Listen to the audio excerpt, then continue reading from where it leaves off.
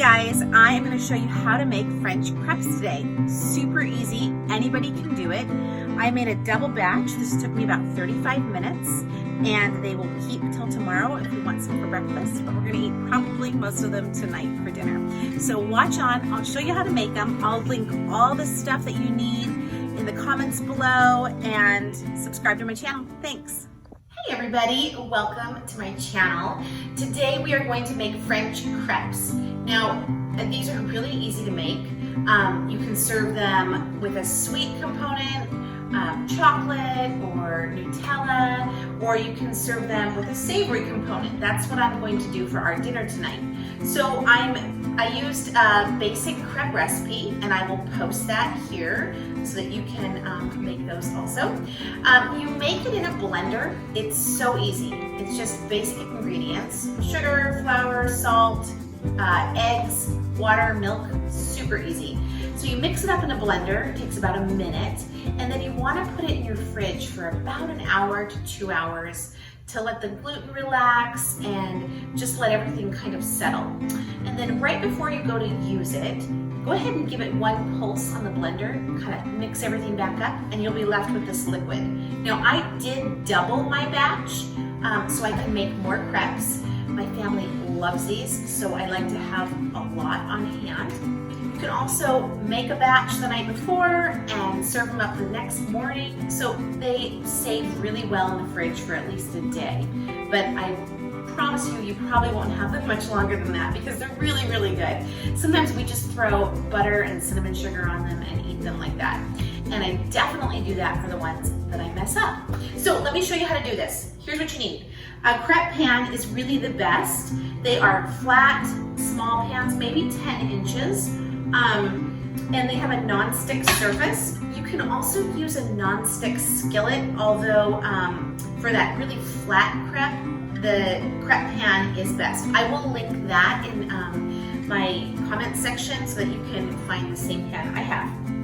I use a little offset spatula. I have a couple of these. I love these. I have a heat resistant spatula. Again, I will link those.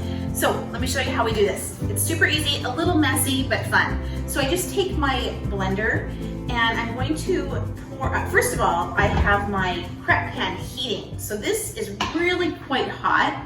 It's been on medium high and I'm gonna turn it down now to just a medium heat, but it's really, really hot. So I'm gonna take my blender and just pour some of the crepe batter right on. And I put probably about a quarter of a cup. No, probably about a little under that, maybe about an eighth of a cup. And I'm gonna pour it on and just spread it around with my offset spatula. Now, here is one thing about crepes. The first crepe is always a train wreck, always. It's kind of, you're just kind of getting your bearings with the pan again and seeing what your batter's like. So I just kind of let that first crepe go and we always kind of munch on it. So I have about a minute on this side. And you can see with this crepe, it's already peeling away from the sides. That's exactly what I want. So you can use your offset spatula or your heat resistant spatula. Just lift underneath, pull it up and flip it over. Now you can see that it has a little light brown there, but I'm not looking for a deep golden brown. I just want these to cook really quickly on each side and call it good. So I would say it's about a minute on the first side and sometimes a little less on the second side. And you can tell when it's cooked through because you can see the batter that's uncooked. And as soon as that starts to cook, you're all good. So there's my crepe. It has some brown speckles on both sides. It's all done and it's always messy, that first crepe. So what I do is I slide the hot crepe onto a cookie or a cooling wrap and I let it cool while I'm making the next one. And then I will start to stack them here. So we'll go ahead and make a second one. And if you have kids around, just call them in. They will eat that really ugly crepe right up. Give them a little butter and cinnamon sugar and call it good. So the offset spatula just spreads the batter around and I try to cover up all the holes and the gaps, but you can see how that cooks really quickly. And again, the sides will start to peel away.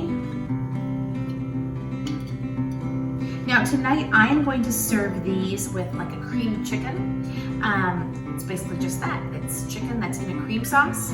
And Jeff and I will probably add mushrooms that are sauteed in a marsala or a sherry.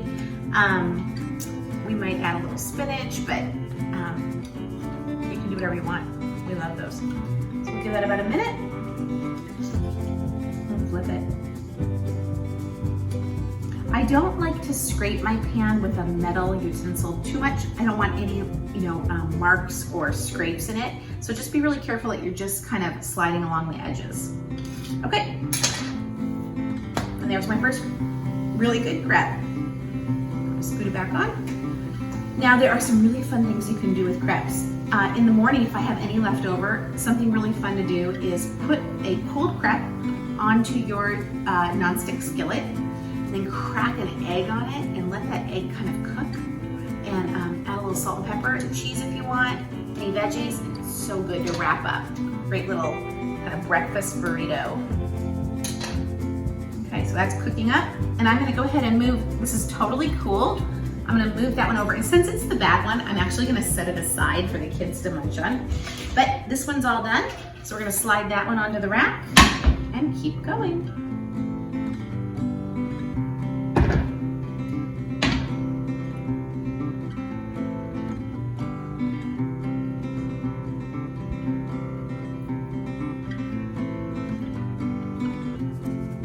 Like I said, you don't have to have a crepe pan, but it does make things easier. So I'm gonna go ahead and make these, and I'll show you what it looks like at the end.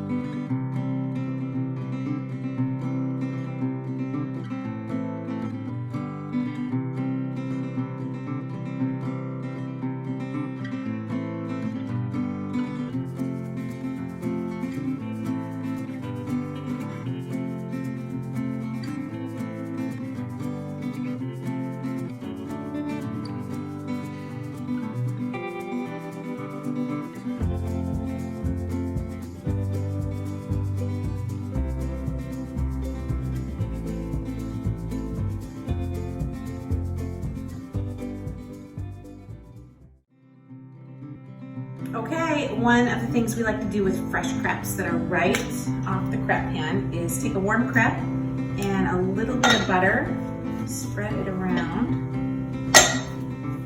It'll kind of melt in there, and grab some cinnamon sugar.